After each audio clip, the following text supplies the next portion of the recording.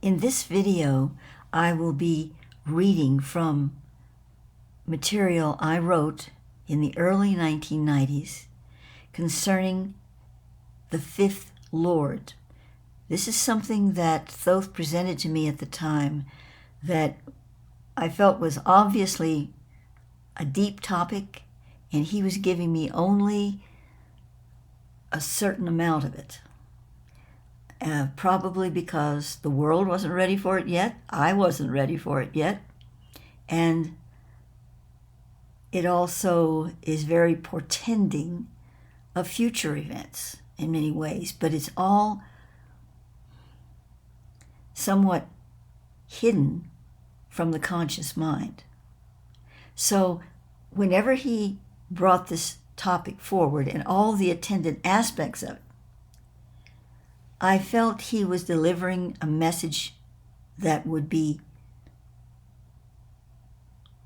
something to awaken people on certain levels in the future. It's not a topic that can be dissected mentally. It is something that has trigger words within it, I feel, for the mind to allow the being to take it in on a more subconscious level.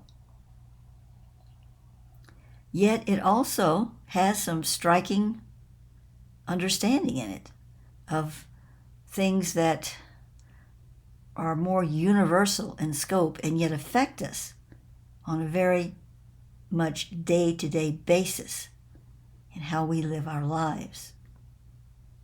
So all of these things are kind of mixed up together.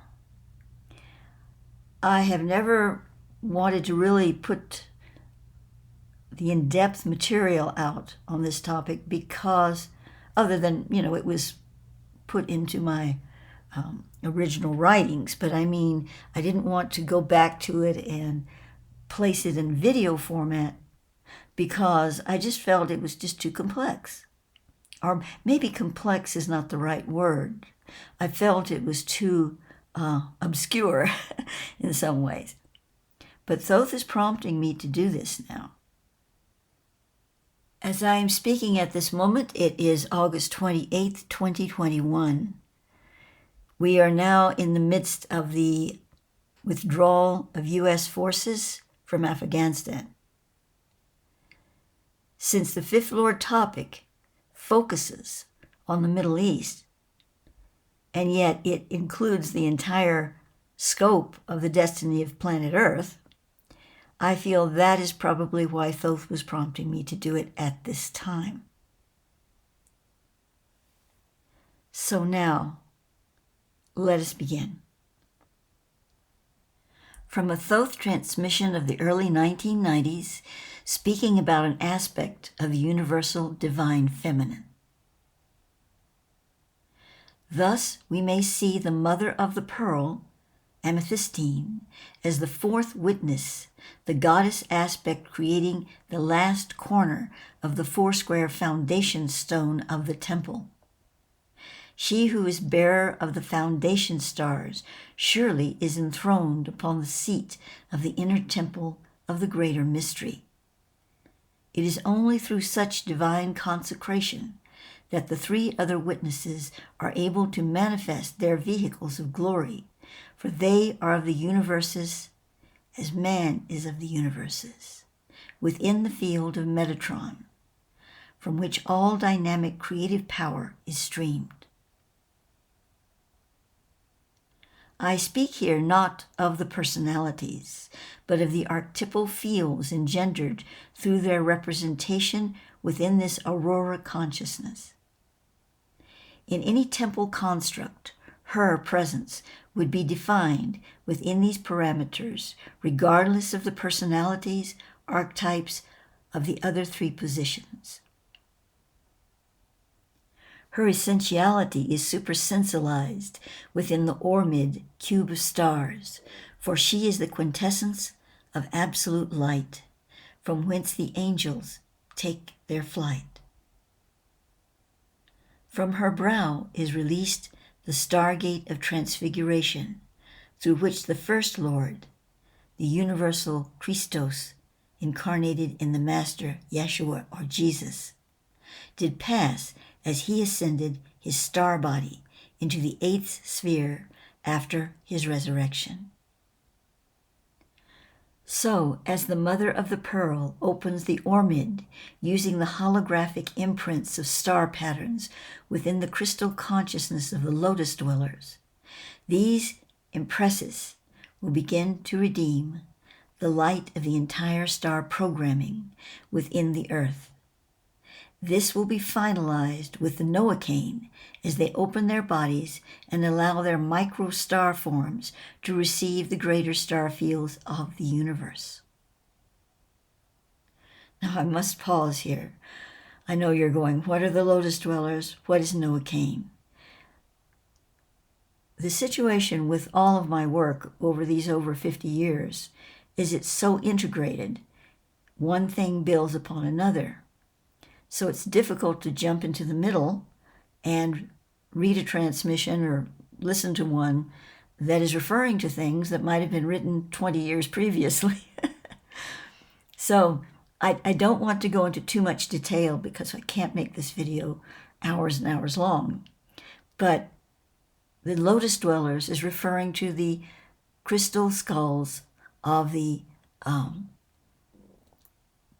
dweller beings, as Thoth calls them, of which he is one, those beings on the earth and some not on the earth but working with the earth, who left their impresses within these crystal skulls for future generations. This is a large topic, and I'm not going to go into it here, but that is what he's referring to, the crystal consciousness of the lotus dwellers. These impresses will begin to redeem the light of the entire star programming within the earth. And this will be finalized with the Noachain. The Noachain are these mysterious, to me, beings that dwell in some cavern areas of the earth, not in the central earth or the hollow earth. And they are very sacred beings, is all I can say. They actually ingest starlight we all do to some extent, but in a very direct and dynamic way. And they do this for the planet. Again, a long topic. So essentially, what is being stated here is that the planet itself goes through this process of ingesting starlight. These signals that have information for the greater grid of being, the holograph that we all live in, the hologram. And so the planet is constantly going through this process of receiving this information and ingesting it. And you might call the Noachain as some of their ingesting beings that help them to ingest this frequency. Again, the crystal skulls are another part of this principle because they allow this information to become crystallized in the skulls of our being through their crystallization. Also spoken of here is the mother of pearl opening the Ormid, using the holographic imprints of star patterns. So, what is the Ormid? Within the Ormid cube of stars. I have mentioned this on at least one other video I've done recently about the Ormid cube of stars versus the, not really versus, but as a counterpoint to the Black Cube of Mecca, which actually is a representation of the Black Cube of the universal continuum. So this is a topic that's been covered to some extent before, but basically it is a balanced system of cubic properties of the universe, sort of a yin-yang situation, and it directly feeds into the cyclic karma of the planet and the cyclic grace of the planet. Or I want to correct that, not the cyclic grace, but the updwelling grace. So we have the cyclic karma represented in the cube the dark cube, and the updwelling grace represented in the cube of stars. And now I return to my 1991 article that I was reading from, and here I am quoting from The Keys of Enoch by J.J. Hertog, as he writes of the Black Cube in Mecca. Just as our living universe has a pyramid of light in the central matrix for star evolution between the universes of intelligence, so also the anti-universe has its matrix of dark cubic space, which is the violation of the living light exemplified in the Kaaba, the Black Cube in Mecca. So we see in the Kaaba the key geometries of the anti-power of life, the anti-Christos and the anti-Zohar. And I saw the nations engaged in physical destruction, entropy, war, and violence, worshiping and bowing down to the negation of star energy. And I also saw the nations of light and love exalting the pyramid of light, which is the sign for continuity in the image and similitude for the higher illuminaries. Enoch took me into the Middle East. He told me that the Kaaba, the Black Cube, was a macro-state crystalline structure sensitive to the particles of star limitation and nuclear tracings. The Sons of Light, the Benai Or, have established a light pyramid functioning on this end of the light spectrum in relationship to the Pleiades and Orion.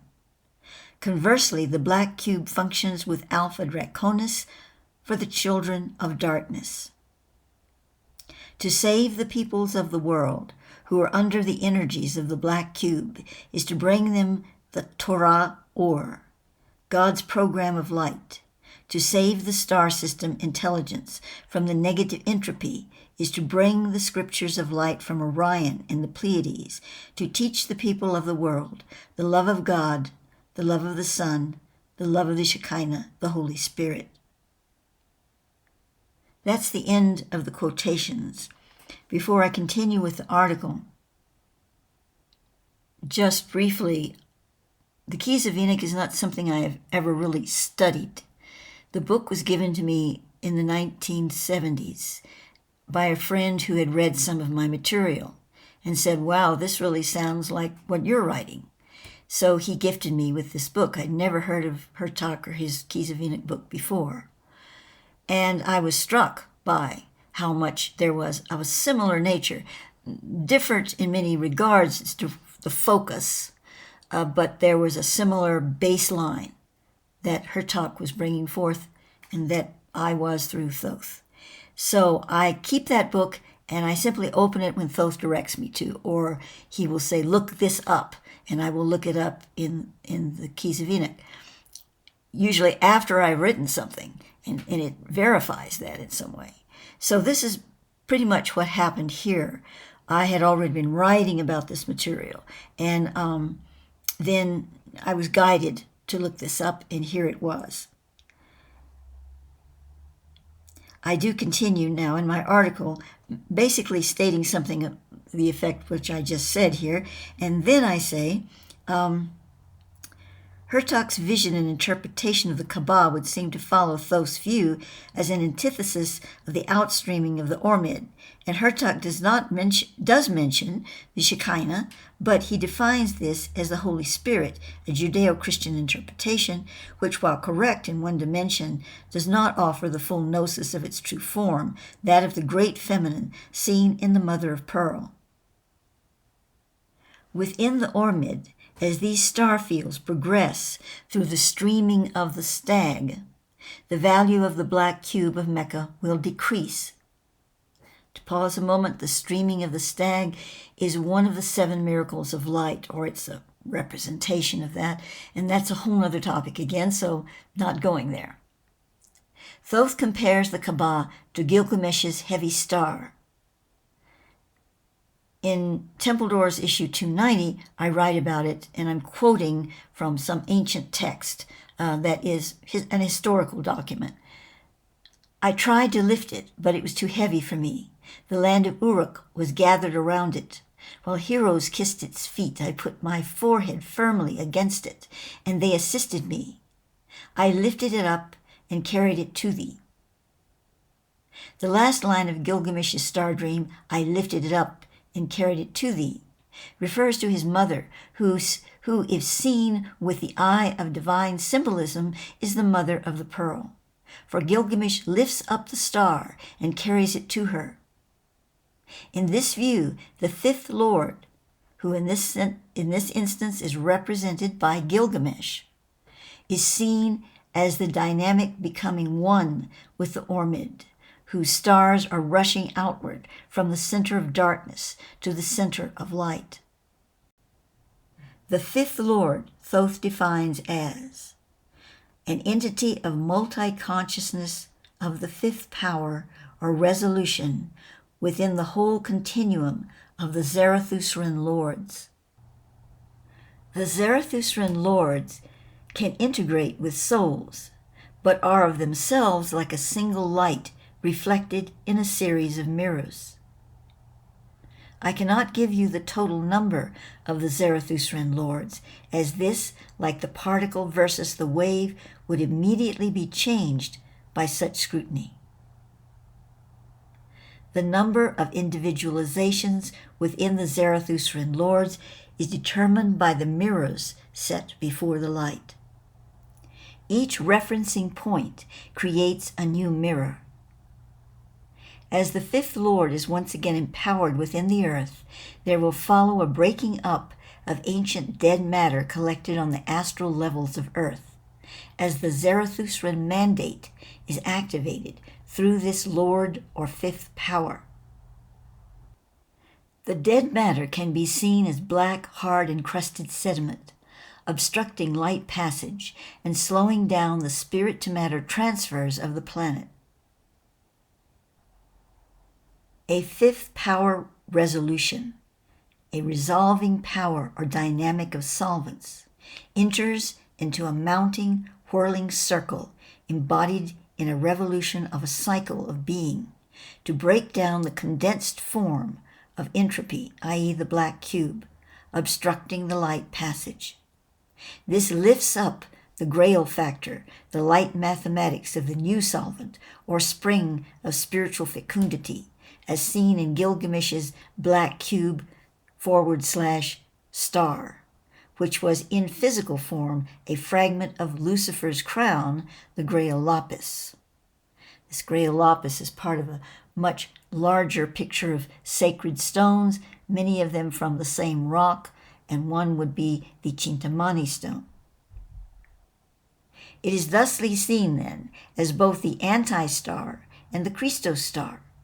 Within its dark side, the trapped energies of Sirius are contained, yet will be transfigured as its light half engages in the full spectrum of the Metatron, creating a whole light spectrum, once the fifth power breaks through the force field of the dark cube, and the Ormid is allowed its full value throughout the crystalline earth.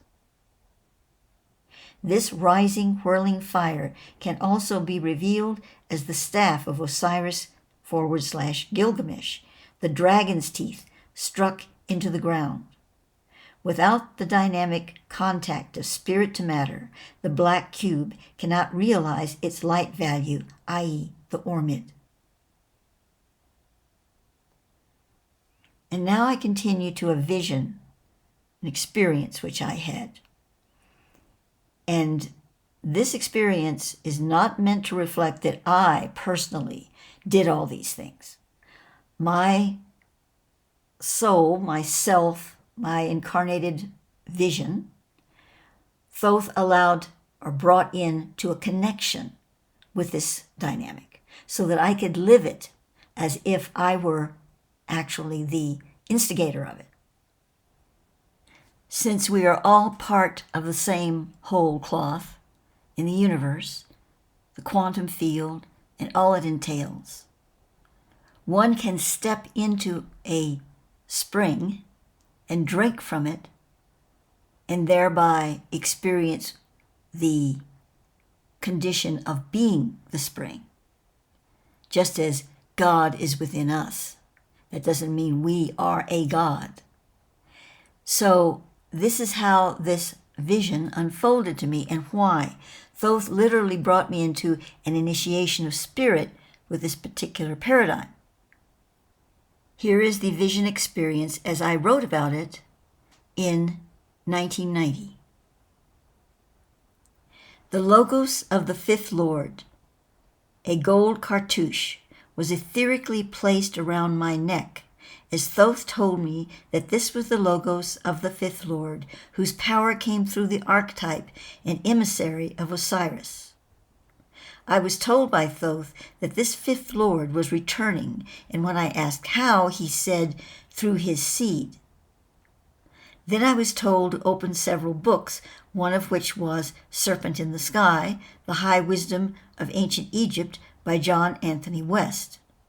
I opened it to a part of the book I had not yet read, although I have owned this book for several years. On that page, I read about a chamber in the Temple of Luxor in Egypt. This temple was built to correlate with the initiation centers of the human body. The chamber mentioned on the page I opened was called the Holy of Holies. To quote from this page, the sanctuary Schwaller de Lubitz calls the Holy of Holies may be regarded as a germ or seed whose dimensions, proportions, and symbolism contain in resume the finished product. The west wall of this sanctuary contained statues of kings. Measuring these kings, Schwaller de Lubitz found them gradually increasing in size. Each king measured exactly 72 digits, the digits being fractions of the different values of cubit, each of which is founded upon exact geodesic considerations. The difference between them is determined by the degree of latitude to which the measure pertains. Unquote. Now I say, in this information, we find the 5 lords or kings in the chamber of the seed. They are, incidentally, 5 statues. I didn't mention that here. The 72 is the number of petals, i.e. masters, upon the rose mystica. This is another formula of Thoth's, a dynamic that has to do with the divine feminine, and also the unfolding of the sacred measure within the Imstra molecule, the sacred atom of humanity that brings us into the pure gem vessel of the new earth. It was through this chamber that I consequently entered the interdimensional realm in which Osiris gave me his staff with which to pierce the plane of Iraq. I know this is not the end of the connection with the fifth Lord. After the bull-lion statue was split in two, now this is a part of the story that has not been mentioned in my discourse here before, but I saw a statue that was split in two, and it was a bull-lion kind of morphic being. So after the statue was split in two, I saw a princely being looking exquisite in satin robes and turban. He was distinctly Arabic. I was told that this was one eminence of the fifth Lord, the one which was now free to act within the destiny of Iraq. Thus, the fifth Lord is not just Osiris. It is a multifaceted being, or perhaps consciousness beyond entity form, who has the ability to outpicture within the various culture frames or racial memories. Upon awakening on the morning of September 26, 1990, I found this sentence planted firmly in my mind.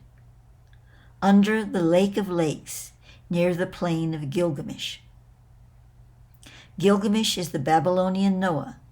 Looking in the Britannica, I found that ancient Babylonia occupied southern Mesopotamia between the Tigris and Euphrates River, modern southern Iraq from around Baghdad to the Persian Gulf. Now I ask Thoth, did I plant the staff of Osiris on the Lake of Lakes?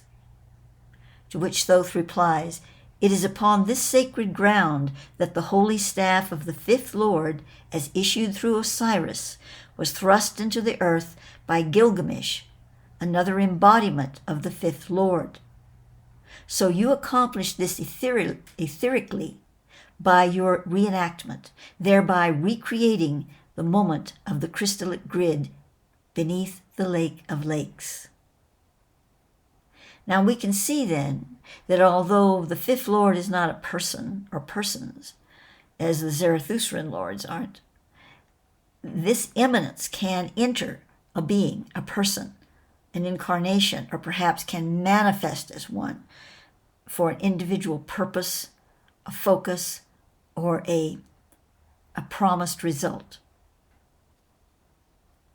Also of interest in regard to my question as to how the fifth Lord would return, the answer being given through his seed, we find in Secret Teachings of All Ages by Manly P. Hall, it states, "The Holy Grail may also be the seed pod, so frequently employed in the ancient mysteries as an emblem of germination and resurrection, and if the cup-like shape of the Grail be derived from the flower, it signifies the regeneration and spiritualization of the generative forces in man."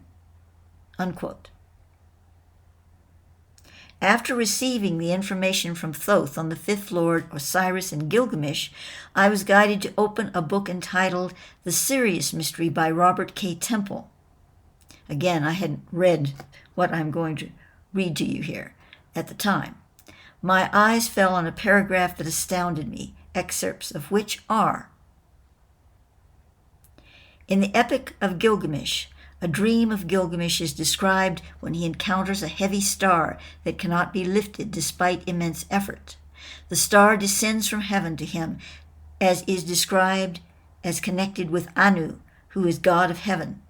Gilgamesh is drawn to this heavy star irresistibly, in a manner described in a way that seemed to hint at a kind of gravitational attraction. The Epic of Gilgamesh refers to the essence of Anu, possessed by the star.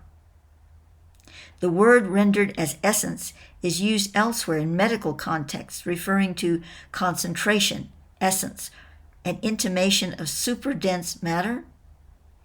This concentrated star essence of Anu was too heavy for Gilgamesh to lift in his dream.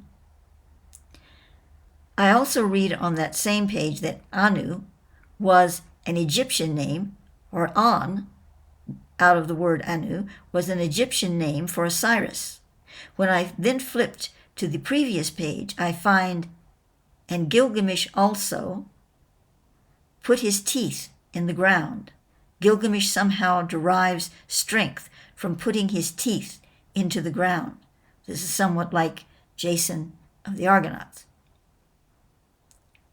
Thoth said that Gilgamesh thrust the staff of the fifth Lord into the ground in the dry lake bed, directly over the shard of the meteorite, the same place where I, etherically, was led to enter the staff of Osiris.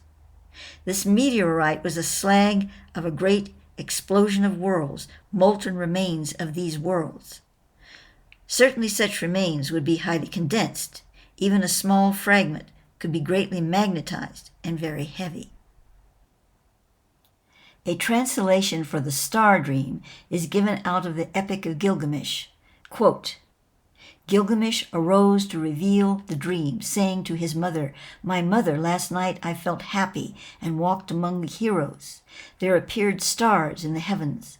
The hosts of heaven fell down toward me. I tried to lift it, but could not move it. I tried to move it, but could not move it. The land of Uruk was gathered around it. While the heroes kissed its feet, I put my forehead firmly against it, and they assisted me. I lifted it up and carried it to thee." Unquote. Another interesting passage pertains to this epic. And again, quote, "The Ekur, the lapis lazuli house, the lofty dwelling place, awe-inspiring. Its awe and dread are next to heaven. Its shadow is spread over all the lands. Its loftiness reaches heaven's heart." From the Sirius mystery, the Egyptian word Kem also has the meanings shrine, Holy of Holies, sanctuary, and little small. Also, he whose name is unknown, i.e. God, also God of procreation and generative power.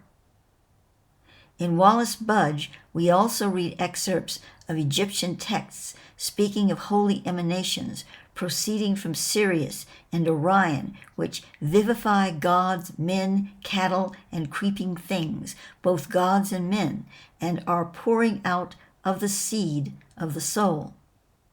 Of course, the Dogon tribe maintain the same thing in almost precisely the same terms. To them, the seed, which energizes the world, pours forth from the Sirius system. End of quotes. In these quotations, a distinct relationship is formed with Thoth's statement to me that the fifth Lord was coming again to earth through his, Osiris's, seed, and then finding the Holy of Holies chamber in Luxor, representing the generative power to contain the 5 kings, or lords. In several previous issues of the Source Temple Doors, Sirius has been revealed as not only one of the 3 in the trinity of stars, Orion, Ceres, and the Pleiades, but as the recalibrated Stargate, or balance point that Lucifer dislodged his war in heaven. Therefore, Sirius contains trapped energies from this battle. It would thus not be stretching things to perceive Gilgamesh's heavy star, the one and the same meteorite shard expelled from heaven's gate, as a piece of the star Sirius, or what became of Sirius. In writing the Sirius mystery, Mr. Temple is focusing on presenting historical correlations, testimony, and supposition that beings from the star Sirius came to Earth in ages past, greatly influencing ancient cultures. This is most certainly true. However, some of the facts he presents to support this focus reveal to me, based on the recent information from Thoth, much more than a visitation from another world, of which there have been many, especially from Sirius, Orion, and the Pleiades. In Dictionary of All Myths and Scriptures is also found Osiris. Gaskill defines this archetype as, quote, a symbol of the first logos, the higher self, unquote. He also states that Osiris was the first of 5 gods. Thoth called Osiris the 5th Lord, and told me that the star of Isis, that is the organization I had when I wrote this, was being given his logos. Upon reading Gaskill's interpretation, I asked Thoth to reconcile the 2 explanations, if indeed there is a reconciliation. First, he defines for me the difference between the Logos, the Lord, and the God. The Logos is the word, the definition of being that is given forth. Osiris, as the first syllable of creation, is the first Logos. In this context, Osiris is one of the lords, or multi-entities of Zarathustra. He is also, in mythological importance, a god, or creating factor, i.e., that which brings forth the Logos. He is a 5th Lord because as the first Logos, so he incorporates all the gods, or as Gaskill defines it, 5 planes of manifestation. As a 5th principle of the Zarathustrian being, he is given the task of reuniting these 5 planes in one harmonic. Christ is the first Lord, who is the consummation of these 5 plane realities as the Logos, not first, second, or third, but the supreme Logos of all creation. He is the first Lord as he precedes all being into matter. The danger in trying to take this all in is that one loses the original consciousness intended, which is the reorganization of matter into a light-engendered harmony with spirit. And so now, let us time travel back into the future being our present. nothing I could have conceived of when I received this message in 1990 and 1991. We are faced not only with a situation in Afghanistan, we're looking at the entire picture of how the Middle East shapes the perceptions, the energies, the karma of the planet. This is not a make-wrong. Everything that is going on in the Middle East, good, bad, and in between, is a representation, a reflection of everything that is going on in the consciousness, the mass consciousness of our world. It is positioned there because of the unique energy dynamic between the cube of stars and the dark cube, which is partly embedded within the Kaaba of Mecca. The Kaaba is not a negative, bad cube, okay? It's not that. Even though there was inference to that in what Hertog said, if that is what he was inferring, I would disagree. From the Thothic perspective, it is a lesson in consciousness and how humanity responds to that lesson, how it moves forward or backward from the position of receiving the message.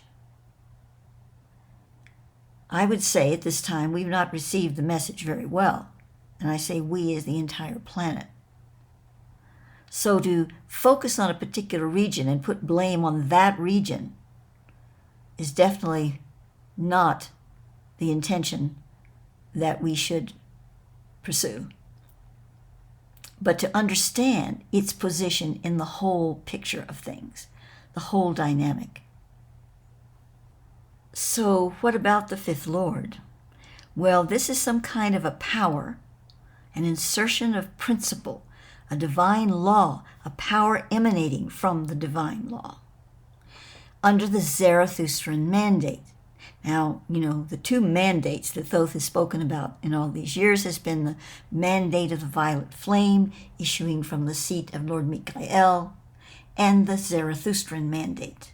The Zarathustrian Mandate is really kind of a sub-mandate under the violet flame, because the violet flame is one of a universal perspective, a universal property that focuses on Earth at this time, while the Zarathustrian Mandate comes out of the field of what was generated in consciousness by the entity Zarathustra, later to incarnate as Zoroaster. The greater design that he connected to, that his incarnation, his soul embedded within, just as there was a real physical Osiris, and he embedded into this greater field of consciousness. So Thoth is using the term, his choice, the Zarathustrian Mandate, because that's where it began to be propagated into humanity. And that mandate stipulates that there will be a reckoning of forces within the paradigm of the Ormid cube of stars and the dark cube of the Kaaba. So that is what is updwelling at this time. It's done so before. When I wrote this material, we were in the Persian Gulf War. And now, here we are in the circumstance that we are in the Middle East as a whole. So one of the things we can see from all of this, that I believe is why Thoth wanted me to speak it, to read this to you from the past, is that now is the time for the fifth Lord to take action, for that power to be a sweeping program of light. How that's going to manifest, I cannot say. I don't know. I do feel that it's going to be a bumpy ride, as Betty Davis said in that movie. It's going to be a bumpy ride. And I don't make light of it because obviously this is a very serious situation. All of these things are.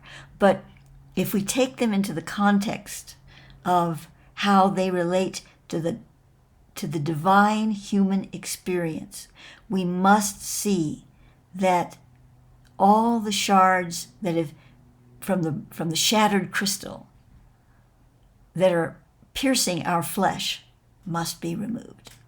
That's the way Thoth presents it to me in this moment.